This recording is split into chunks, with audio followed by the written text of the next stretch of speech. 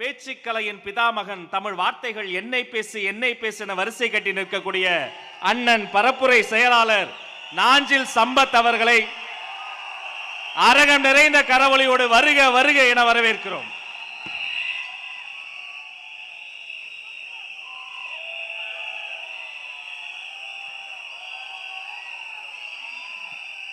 தமிழே உயிரே வணக்கம்.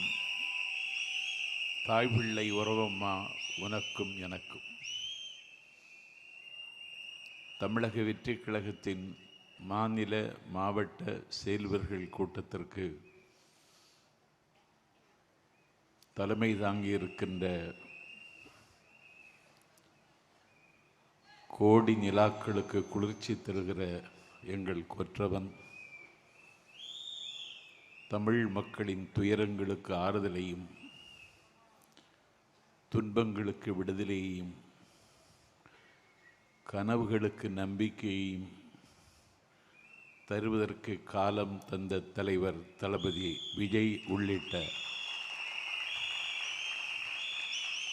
அனைவரையும் வணங்கி மகிழ்கின்றேன்.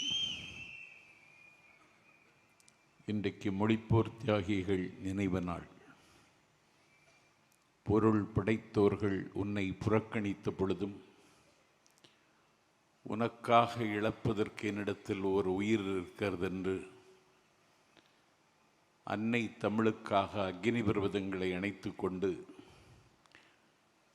ஆபை துறந்த வீரர்களுக்கு புகழஞ்சலி செலுத்தத்தான் என்னை தலைவர் அவர்கள் பணித்திருக்கிறார்கள். மொழி என்பது என்னுடைய முகம். என்னுடைய முகத்தில் அடுத்தவனுடைய முகவரியை எழுத அனுமதிக்க முடியாது. மொழி என்பது என்னுடைய கலாச்சாரத்தை காப்பாற்றுகிற கவசம். இந்த கவசத்தை எந்த கட்டத்திலும் கழற்றி தூர எறிந்துவிட முடியாது. மொழி என்பது எனது உள்ளாடும் உயிர். இந்த உயிரை நான் எப்போதும் எந்த காலகட்டத்திலும் நான் இழக்க முடியாது. மொழிதான் ஒரு மனிதனுக்கு முகமாகவும் முகவரியாகவும் இருக்கிறது. வரலாற்றில் இருந்து ஒரு செய்தியை உங்களுக்கு நினைவூட்டுகிறேன். இந்தியா விடுதலை பெற்ற அன்றைக்கு பாகிஸ்தான் விடுதலை பெற்றது. பாகிஸ்தான் விடுதலை கேட்ட காலகட்டத்தில் அது இமேஜின், ஒரு கற்பனை என்றார் பண்டிட் ஜவஹர்லால் நேரு. ஆனால் விடுதலை பெற்ற பாகிஸ்தானுக்கு முதல் வாழ்த்து தெரிவித்தவர் பண்டிட் ஜவஹர்லால் நேரு. விடுதலை பெற்ற பாகிஸ்தானின் முதல் அதிபராக முடிசூட்டி கொண்டார் முகமது அலி ஜின்னா. விடுதலை பெற்ற பாகிஸ்தானின் அதிபர் முகமது அலி ஜின்னா கிழக்கு பாகிஸ்தான் தலைநகர் டாக்காவிற்கு வருகை தந்தார். 40 லட்சம் மக்கள் அவரை திரண்டு வரவேற்றார்கள். கண்ணுக்கு எட்டிய தூரம் வரை கடலும் திடலும் தோற்கிற கூட்டத்தில் உரையாற்றுவதற்கு ஜின்னா ஒலிபெருக்கிக்கு முன்னாலே வந்து நின்று பேச ஆரம்பித்தார். அவர் பேச ஆரம்பித்த உடனே எதிரில் இருந்து ஒரு இளைஞன் திமிரி எழுந்து, ஷட் அப் யுவர் மவுத், வாயை மூடு என்று வானம் அதிர கத்தினான்.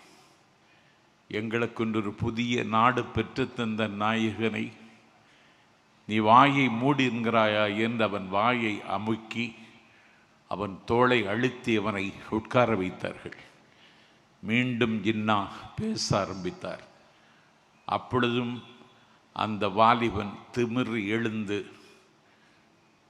அரங்கம் அதிர கத்தி, வாயாடுவதாக இருந்தால் எங்கள் வங்க மொழியில் வாயாடு, உருது மொழியில் பேசுவதை நான் ஒத்துக்கொள்ள முடியாது என்று அலறினான். அவனை குண்டுக்கட்டாக தூக்கி வெளியில் வீசி எறிந்தார்கள். அன்றைக்கு வெளியே தூக்கி வீசி எறியப்பட்டவன்தான் வங்காளதேசம் என்கிற நாட்டுக்கு முதல் அதிபராக முடிசூட்டப்பட்ட முஜிபுர் ரஹ்மான். ஆகவே சாதி மனிதனை ஒன்றிணைக்காது, சமயம் மனிதனை ஒன்றிணைக்காது, மொழிதான் மனிதனை ஒன்றிணைக்கும். முகமது அலி ஜின்னாவும் முஸ்லீம், முஜிபுர் ரஹ்மானும் முஸ்லீம். ஆனால் மொழிதான் மனிதனை ஒன்றிணைக்கும் என்பதற்கு இது வரலாற்றில் இது ஒரு சாட்சி. அந்த மொழிக்காகத்தான் எங்கள் வீரர்கள் தத்தம் உயிரை அன்றைக்கு தாரை வார்த்து தந்தார்கள். துறையூரில் இருந்து அஞ்சானஞ்சன் பட்டுக்கோட்டை அழகிரிசாமியின் தலைமையில் சென்னை வரைக்கும் அன்றைக்கு நடந்து வந்தார்கள். பாலோடு நேர்தமிழும் பைந்தமிழ் மாக்களும் ஆளோடு வேறென்றறிந்திருந்தும் ஆள வந்தார் மேலோடு பேசிவிடுவரேன் அவ்வாட்சி சாலோடு நீர் என்று கூவிடுவாய் கருங்குயிலே என்று இளைஞர் துடிக்கின்றார் தமிழின் நிலை எண்ணி கிளைஞர் அடைகின்ற கேடுபறார் இங்கு விளையாட வேண்டாமே ஆள வந்தார் வாழ்வின் களை நீக்குக கூவாய் கருங்குயிலே என்று துறையூரிலிருந்து சென்னை வரைக்கும் நாடதர பாடிக்கொண்டே பட்டுக்கோட்டை அழகிரிசாமி அன்றைக்கின்ற பயணத்தை நடத்தினார்.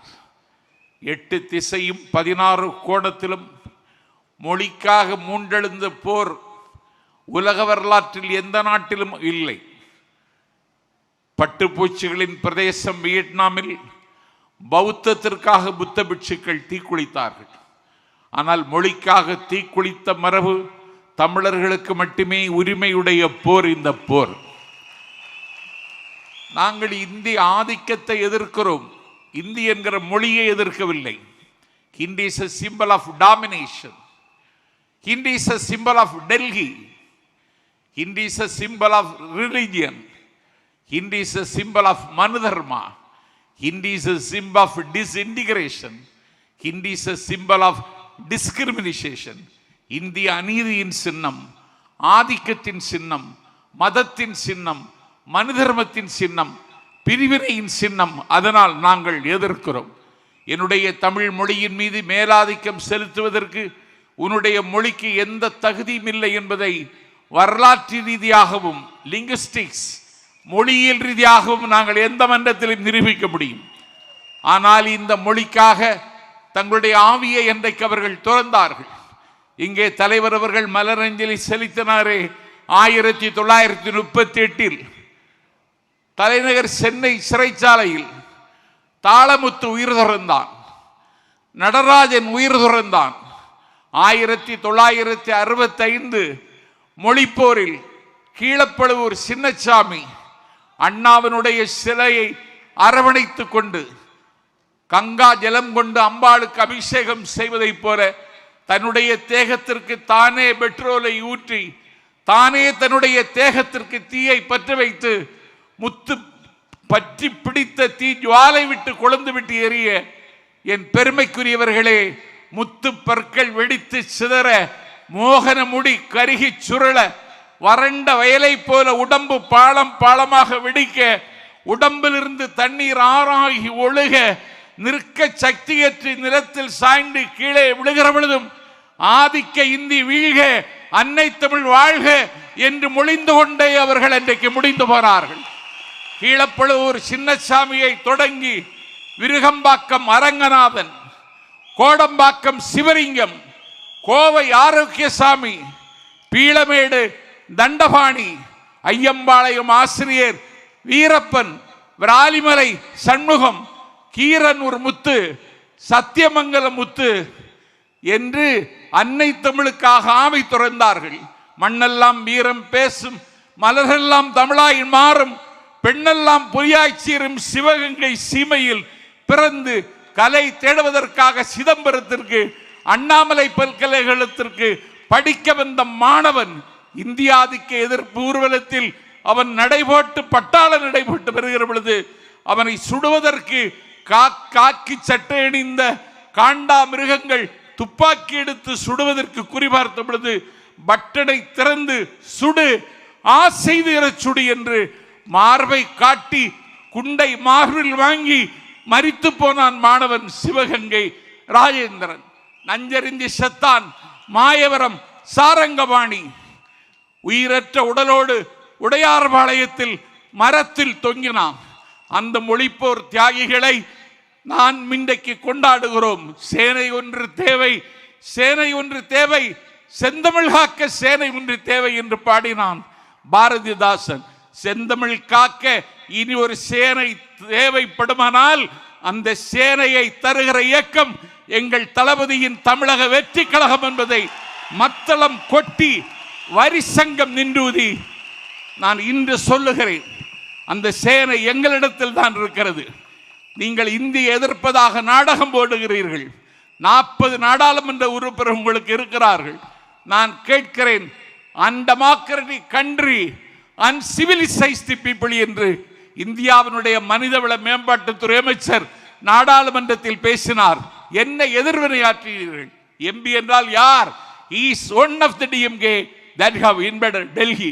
டெல்லியோடு மோத, டெல்லியோடு யுத்தம் செய்ய, டெல்லியில் குவிந்து கிடக்கிற அதிகாரங்களை உடைத்து நொறுக்குகிற படைக்கலன் நான் ஒரு எம்பி. அந்த கடமையை செய்தீர்களா? நாடு பார்த்து கொண்டிருக்கிறது. உங்கள் நாடகம் முடிவுக்கு வரப்போகிறது. துரியோதனன் வீழ்ச்சி அவன் தொடையில் இருந்தது. சராசந்தன் வீழ்ச்சி அவனுடைய உடலை மாற்றி போடுவதில் இருந்தது. இதயத்தை கீழே இறக்கி வைத்த ஹிட்லரின் வீழ்ச்சி ரஷ்யாவின் கடும் குளிரில் இருந்தது. அதிசயம் 1000 செய்த ஜப்பானின் அன்றைய வீழ்ச்சி அணுக்குண்டில் இருந்தது. ஒரு வல்லாதிக்கத்தின் வீழ்ச்சி அண்ணாவின் சென்னாவில் இருந்தது.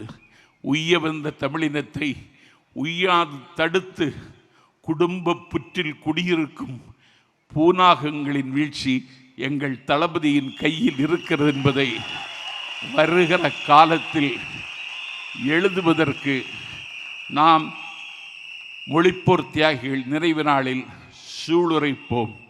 வருகிற காலம் நம் காலம். வருகிற காலம் தமிழக வெற்றி கழகத்தின் காலம். எத்தனை தடைகள் போட்டாலும் தடைகளை தகர்த்து தடந்தோள் தட்டி முன்னேறுவோம். நதி நடக்க மறுத்தாலும் வெள்ளம் நிற்காது. தேதிகள் கிளிவிட உடன்படாவிட்டாலும் நாளை நடக்கும். நாளை நீங்கள் முதல்வர் ஆவதை எந்த சக்தியும் தடுக்க முடியாது என்று சொல்லி மொழிப்போர் தியாகிகள் அடக்கமாகி இருக்கிற திசை நோக்கி தண்டனிட்டு வணங்கி இந்த வாய்ப்பை தந்த தலைவருக்கு நாளெல்லாம் உங்களுக்கு கடன்பட்டிருக்கிறேன். நீங்கள் பேசாமல் இருக்கிறீர்கள், ஆனால் உங்களை பற்றித்தான் எல்லோரும் பேசுகிறார்கள்.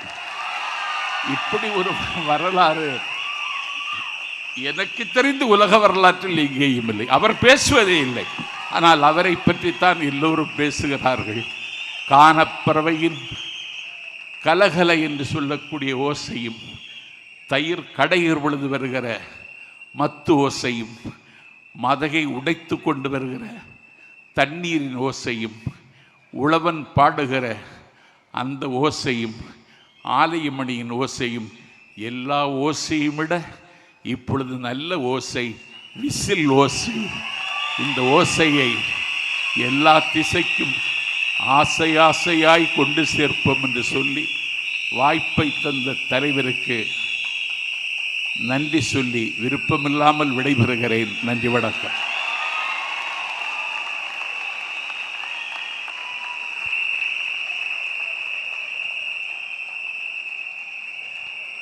நாஞ்சில் நயாகராவிற்கு ஒரு நன்றியை நாங்கள் நதி போல தருகிறோம். எடுத்துக்கொள்ளுங்கள் அண்ணா.